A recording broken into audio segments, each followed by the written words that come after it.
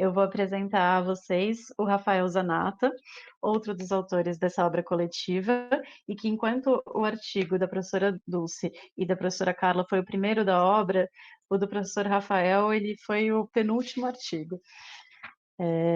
Ele é diretor da Associação Data Privacy de Pesquisa, ele é mestre pela USP, mestre pela Universidade de Turim e doutorando também pela USP. E o artigo dele, na verdade, foi escrito em coautoria. Vou mencionar também que colaboraram com ele nesse artigo o Renato Leite Monteiro, a Márcia Araújo Sabino de Freitas e a Yasmine Lima Fávaro. E eles escreveram a respeito de um tema bastante específico, muito interessante, que ficou intitulado como Covid-19 e Contact Tracing, tecnologia e proteção de dados pessoais em situações excepcionais de pandemia. Então, Rafael, eu te passo a palavra e, por favor, nos explique aí do que se trata o Contact Tracing. Bom dia, é um prazer enorme, né, participar desse evento e desse lançamento do livro, né. Eu sou diretor de uma associação de pesquisa focada em proteção de dados pessoais, uma das primeiras a ser dedicada somente a esse tema, então para a gente é uma honra enorme participar do livro, que tem uma importância grande, eu acho que já se torna um livro de referência obrigatória, né, para todos os profissionais que trabalham, não só no setor privado, mas especialmente no setor público. Há aqui, acho que um conjunto muito valioso de reflexões que podem ajudar os gestores públicos a enfrentar esse momento muito difícil de pandemia e encarar a proteção de dados pessoais como parte da vacina, né? É algo que eu e Bruno Bioni sempre escrevemos desde o começo da pandemia, de que a proteção de dados pessoais ela é parte, né, do enfrentamento da Covid, ela é instrumento valioso, né, para se enfrentar o vírus, e é um momento trágico, né, que a gente escreveu o artigo com 200 mil mortes no Brasil, já temos 298 mil mortes, talvez 300 mil mortes nos próximos dias, então é um momento muito grave, é um momento que apresenta uma severidade gigantesca, né? E que, enfim, traz aos gestores públicos também uma reflexão muito sofisticada sobre como agir, como fazer escolhas que são emergenciais, mas que são escolhas de arquitetura de sistemas, de uso de tecnologia da informação como parte, né, do enfrentamento na política pública, e que vem assim motivando, pelo menos, as nossas reflexões há bastante tempo, né? O Data Privacy Brasil, enquanto surgiu primeiro como escola e depois se transformou numa entidade civil, então hoje temos duas organizações que são irmãs, né, do Data Privacy Brasil, e um dos primeiros trabalhos que a gente realizou na ONG, em março do ano passado, foi a constituição de um grupo de experts para elaborar o relatório Privacidade e Pandemia, que foi lançado em abril, né? É um relatório com recomendações de como que o gestor público pode internalizar a força principiológica das leis de proteção de dados pessoais ao fazer escolhas de contratação de tecnologias no enfrentamento da Covid. E logo depois do relatório Privacidade e Pandemia, que teve uma repercussão muito boa, foi lido por gestores públicos, nós tivemos o lançamento do livro Pandemia, Proteção de Dados Pessoais e Democracia. É um livro, uma coletânea com artigos de pessoas do Brasil inteiro, desde a Universidade da Bahia até do Rio Grande do Sul, e que foi ali um esforço de reflexão também da comunidade jurídica sobre esse assunto. Como disse o ministro Gilmar Mendes no voto do caso do IBGE, né, as normas de proteção de dados pessoais elas não são obstáculo na luta contra a Covid. Felizmente, nós demos um grande salto já em que o Supremo Tribunal Federal já tem uma reflexão formada e já fez um exercício de compreensão da importância da proteção de dados pessoais, evitando, né, no caso do IBGE, uma tentativa de compartilhamento de dados pessoais de telecoms para o governo, numa modalidade que se mostrou excessiva, né, e que trouxe à tona a reflexão para o Supremo sobre a importância das normas de proteção de dados pessoais. Então, esse momento de pandemia também nos possibilitou uma constitucionalização da proteção de dados pessoais. Felizmente, hoje o Supremo já reconhece a proteção de dados pessoais como um direito fundamental autônomo. Isso é importante, talvez para a Carla e Dulce, é importante de se diferenciar, porque nós não temos uma Carta Fundamental de Direitos Fundamentais de 2000 que separa claramente privacidade e proteção de dados pessoais, então o Supremo Tribunal Federal ainda se debatia muito sobre a diferença entre esses conceitos, o que é privacidade e o que é proteção de dados pessoais. E hoje acho que há uma clareza muito maior, felizmente.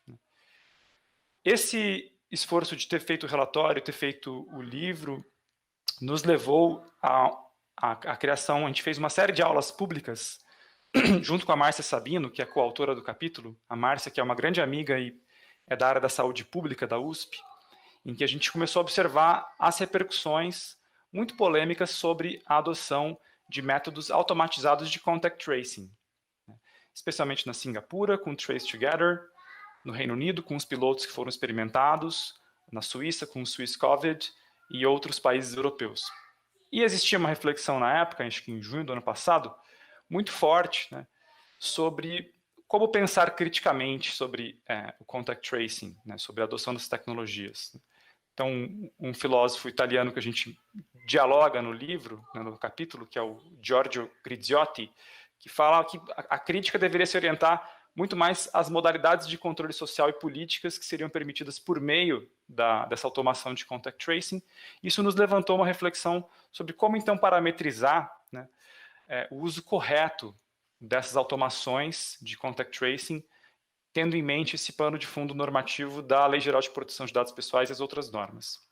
E aí foi muito importante colaborar com a Márcia, né? Eu aprendi muito com a Márcia e o diálogo foi muito rico porque ela trouxe uma perspectiva de quem é da saúde, quem é da medicina, e nós, eu e Renato e Yasmine, como especialistas em proteção de dados pessoais, né, dialogando, e um dos primeiros pontos do capítulo é justamente a desmistificação sobre o que é o contact tracing.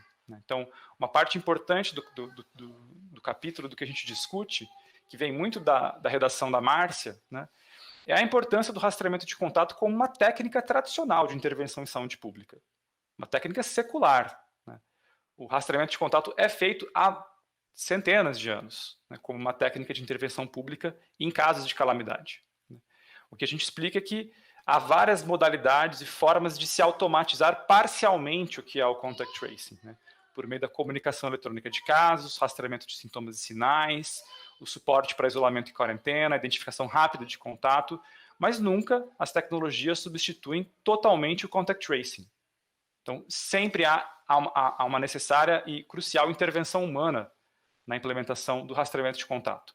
Esse é um ponto importante, porque muita gente no debate já confundia e achava que o contact tracing era completamente automatizado, né? Como até um discurso de solucionismo tecnológico ou de neutralidade tecnológica. E a gente reforça, e a Márcia reforça muito isso, não só a importância de se equilibrar certas formas de automação que são úteis socialmente, mas a importância do rastreamento de contato também como uma perspectiva de bem-estar, porque o rastreador dialoga com as famílias, dá suporte em momentos de crise, traz um lado humano, né, conversa e se apresenta como ser humano também, nesse momento tão difícil de rastrear o contato, especialmente quando há mortes. Né. Então, o primeiro ponto do artigo é esse, é explicar o rastreamento de contato e fazer o argumento de que o que é possível é a automação parcial, e não integral do que é o contact tracing. Depois a gente vai discutir o que é o digital contact tracing. Então, se podemos pressupor que é possível automatizar partes do contact tracing, o que está sendo automatizado e de qual forma? Aí que nós fazemos a diferenciação entre os modelos centralizados versus modelos descentralizados. E aqui é importantíssimo o trabalho de pesquisadoras como a Carmela Troncoso e outros pesquisadores que fizeram um grande desenvolvimento técnico entre os meses de maio e junho, ao propor uma nova arquitetura de sistemas para se fazer a automação por meio de emissão de sinais de Bluetooth num sistema descentralizado. Né? E o problema de se fazer essa automação de contact tracing por meio de aparelhos celulares, né, que vão transmitir sinal de Bluetooth em baixa frequência de um aparelho a outro, medindo quando as pessoas estão próximas, né, para justamente identificar quando que alguém posteriormente notifica que está com Covid e é possível recompor a troca de mensagens entre os celulares para se identificar as pessoas, é que nos modelos centralizados, né, o armazenamento é massivo de dados pessoais em um servidor único. Né.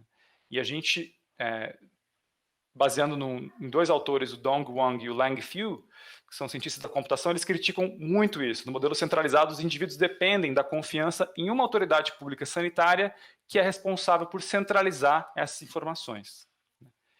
E no modelo descentralizado, ele tenta se apresentar como uma alternativa frente a esse problema. Esse é o modelo que acontece no Decentralized Privacy Preserving Proximity Tracing, né? Esse protocolo feito pela Carmela Troncoso e é um consórcio de pesquisadores da ciência da computação que vai apresentar um modelo descentralizado desse rastreamento. Aqui é importante uma crítica feita por um outro cientista da computação, o Aqib Bashir Dar, que a gente cita no artigo, que é o modelo descentralizado, ele não elimina os riscos, né? Ele supera um modelo de centralização única, mas ele abre outros vetores de ataque, da perspectiva de ciência da computação. Mas os elementos fundamentais que a gente explica é que, primeiro, no modelo de contact tracing descentralizado, no qual o armazenamento se dá nos dispositivos das próprias pessoas, né? Não há um mecanismo centralizado onde as informações são armazenadas, né? Os logs não são transmitidos para terceiros, né? A base de protocolo é um identificador efêmero, que é uma sequência semi-randômica rotativa, né? O protocolo prevê esse identificador efêmero que troca de segundos em segundos. E isso chamou a atenção, inclusive, das grandes empresas de tecnologia, que viram esse belo trabalho feito pelo consórcio da Carmela Troncoso e outros pesquisadores, e, evidentemente, Apple e Google já cresceram os olhos e falaram, bom, esse é o modelo que a gente quer adotar também, né? E trouxeram o GNAI como um protocolo feito pelo esse consórcio entre Apple e Google com essas características, né?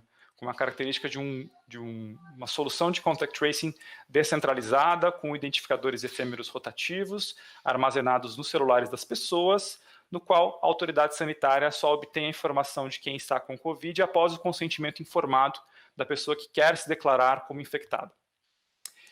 E, claro, protocolos e aplicativos de uso voluntário, né? Eu sei que em Portugal teve uma grande polêmica, acho que o Antônio Costa propôs em outubro de 2020 que o Stay Away fosse usado compulsoriamente, né? Não sei qual o desdobramento disso, podemos falar sobre isso depois, mas a lógica, né, de se pensar o uso desses aplicativos é que isso seja voluntário, não seja imposto à população. O que também é um problema, porque para que isso seja eficiente da perspectiva de ciência médica, é preciso que um grande número de pessoas utilize, né? A Luísa Polo, que é uma jornalista que trabalhou com a gente, relatou que um dos problemas na Inglaterra é que não se atingiu o mínimo necessário de utilização para ter conjunto de informações extremamente valiosas para formular política pública com base nesse contact tracing. Precisaria de mais de 60% da população de fato conectada e gerando dados por meio dos dispositivos celulares. Mas o fato é que nós temos um modelo hoje considerado como juridicamente, né, correto, como um que depende do consentimento informado, que se apresenta como uma alternativa para a população que voluntariamente gostaria de utilizar e que tem, na sua arquitetura de sistemas, um desenho que minimiza esses riscos. A gente parte para o final do artigo para olhar a experiência brasileira, né? Como é que o Brasil, então, no App Coronavírus SUS, faz essa opção pelo modelo descentralizado e como é que isso pode ser visto numa leitura integrativa entre o Regulamento Sanitário Internacional, que foi aprovado aqui pelo decreto 10.212, a lei da quarentena, a lei 13.979 e, evidentemente, a Lei Geral de Proteção de Dados Pessoais, a lei 13.709 de 2018. Né? E a gente faz uma série de reflexões sobre a aplicabilidade da LGPD e dessas normas nesse contexto específico do contact tracing no Brasil. Né? E aí os argumentos que apresentamos é que se o identificador efêmero, por exemplo, gerado pelo Bluetooth, retido, ele é considerado um dado pessoal, ele representa uma possibilidade de identificação de uma pessoa no limite, né, uma vez promovido certos tipos de ataques. E se esse identificador único, uma vez dado o consentimento para a pessoa, é armazenado pela autoridade sanitária e permitiria reidentificar a pessoa, ele se torna um dado pessoal sensível, um dado de saúde. Então, a gente faz esse exercício de amarração do conceito da LGPD nessa estrutura. E um ponto que a gente critica duramente, né, com base nessas avaliações sobre como utilizar corretamente essas técnicas, é que o Brasil falhou miseravelmente em, primeiro, apresentar uma documentação prévia sobre quais eram as escolhas de protocolo, né, e, segundo, produzir uma avaliação de impacto à proteção de dados pessoais. Né. As experiências feitas pelo Decentralized Privacy Preserving Proximity Tracing, né, na Europa, quem formulou esse arranjo, né, defende que ele seja, ao ser adotado por governos, o governo faça a explicitação por meio de uma avaliação de impacto à proteção de dados pessoais, explicando que os riscos estão mitigados. Né. Um professor que a gente gosta muito, que é o Michel Veali, da University of London College, que é um cara que escreve a parte de Impact Assessment desse protocolo, né, ele inclusive oferece um template, um modelo, né, de como que os governos poderiam fazer esse Impact Assessment. Então, não é que não há modelos ou não são documentos acessíveis. Os Data Protection e Impact Assessments estão aí. Há roteiros e modos de se produzi-los. O que não há, efetivamente, é uma vontade política de implementá-los. E no Brasil isso é um problema da perspectiva da LGPD, porque a produção da avaliação de impacto, a produção de dados pessoais, ela é mandatória depois que a autoridade exige. Não é igual na GDPR, em que atividades de alto risco, de antemão, destravam a obrigação de se produzir a avaliação de impacto. Então, essa é uma diferença fundamental no Brasil, né? O modelo brasileiro é mais frouxo, né? E esse é um ponto de crítica. Nós dizemos que não é porque a lei não exige que não seria eticamente desejável que o governo produzisse como a melhor prática. Então, essa é a reflexão final de conclusão. E, enfim, expliquei todo o artigo porque acho que era essa a intenção, era chamar a atenção dos participantes para conhecer a obra. Então, agradeço muitíssimo e fico muito contente de poder dialogar com vocês.